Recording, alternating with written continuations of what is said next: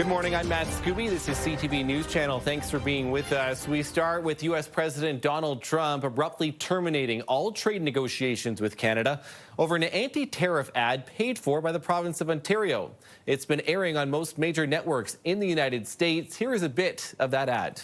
High tariffs inevitably lead to retaliation by foreign countries and the triggering of fierce trade wars. The Ontario government paid $75 million for the ad that features the voice of former U.S. President Ronald Reagan from a radio address back in May of 1987.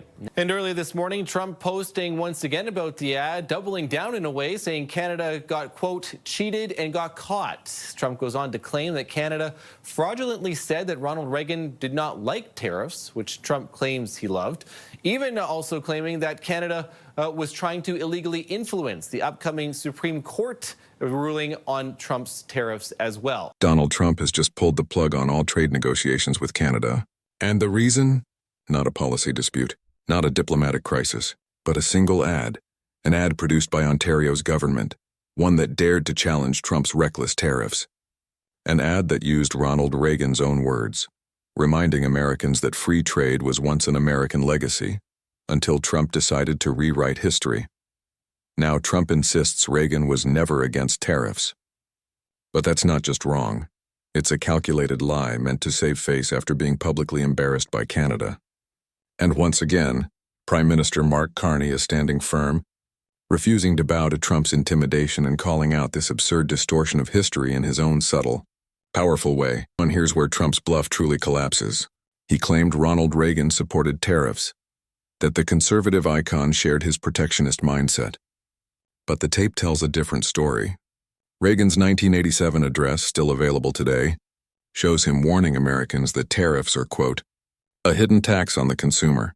That's not interpretation, that's Reagan, on camera, saying exactly the opposite of what Trump preaches today. So when Trump tried to rewrite history to justify his trade war, he wasn't defending Reagan. He was erasing him. And that's why Ontario's ad hit such a nerve. It didn't attack Trump with opinions. It defeated him with Reagan's own words. It reminded the world that facts have memory. And Trump just got caught lying to one of history's most loyal witnesses. So, look, if you're to take his social media posts over the past 12 hours or so at face value, this move to terminate the negotiations is all about the ad. You got to keep in mind now that his posts about the ad are littered with falsehoods. He calls it fraudulent for saying that Ronald Reagan did not like tariffs, that he actually loved tariffs. He calls it fake in all caps, even though the ad uses Reagan's own words from a radio address. And Trump repeatedly attributes the ad to Canada rather than Ontario. But hey, in Donald Trump's history of saying things that aren't true, that's probably pretty small potatoes. Still, he did specifically say that what he called Canada's egregious behavior is why he was terminating the talks. Let's be clear. This move from Trump isn't about trade. It's about pride. For weeks, he's faced criticism in Washington for losing leverage over Canada. His threats failed. His tariffs backfired. And every time he tried to corner Mark Carney, Canada only grew stronger. When Ontario ran that anti-tariff ad in the U.S., it wasn't an attack. It was a message. It told Americans the truth. Their president refuses to admit that tariffs are taxes on their own economy. By targeting Canada, Trump hurt American jobs, raised prices, and destroyed cross-border trust that took decades to build. So when Trump ended the talks, it wasn't Canada that lost.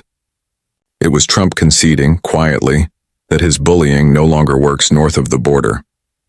Interview 3. Something slightly different here coming from Kevin Hassett. He's the director of Trump's National Economic Council, a very senior advisor to the president. He was speaking to reporters outside the White House this morning, and he was asked why the trade talks with Canada were called off. He said that Trump is frustrated with Canada and that it's not just about the ad. Take a listen. I think the frustration has built up over time. I've been involved in some of these negotiations, and the Canadians have been very difficult to negotiate with. And you look at all the countries around the world that we've made deals with, and the fact that we're now negotiating with Mexico separately reveals that it's not just about one ad, that there's frustration that's built up. Hours after Trump's announcement, Mark Carney delivered a line that sent ripples through diplomatic circles. Without naming Trump, He said, "The 1980s were a different time. U.S. trade policy used to reflect shared prosperity."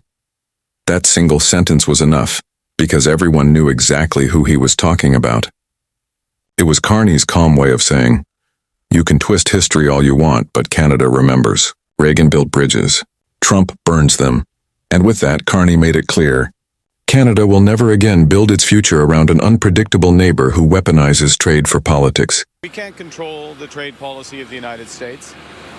We recognize that that policy has fundamentally changed from the policy in the 1980s, 1990s, 2000s. And it's a situation where the United States has tariffs against every one of their trading partners to different degrees. And it's in that context that our officials, my colleagues, have been working with their American colleagues on detailed, constructive negotiations, discussions on specific transactions, specific sectors, steel, aluminum, and energy. And a lot of progress has been made. Carney's message couldn't be clearer. Canada isn't here to play second fiddle in someone else's campaign theater. Not to Trump, not to his Commerce Secretary, and not to anyone who thinks they can dictate Canada's economic destiny. Under Carney's leadership, Canada has diversified its trade like never before, building stronger ties with Europe, India, Japan, and now China. All expanding, all thriving. So if Trump wants to walk away from trade talks, fine. Canada will keep walking toward partners who believe in fairness, not threats. While Trump's inner circle scrambles to spin this as a bold move, it's actually the clearest sign of weakness. He's not walking away from Canada, he's walking away from defeat. Trump may have left the table, but Canada hasn't. Carney's calm, fact-based leadership keeps proving that strength isn't about shouting louder, it's about standing taller. And as Trump's falsehoods collapse under the weight of real history, Canada's position only grows stronger. Tens of thousands of people who care about truth, reason, and Canada's place in the world. Thank you for standing with us, for watching, for commenting, and for sharing. It truly means the world. If you're new here, join the conversation, hit subscribe, and be part of a community that believes Canada deserves its voice on the world stage.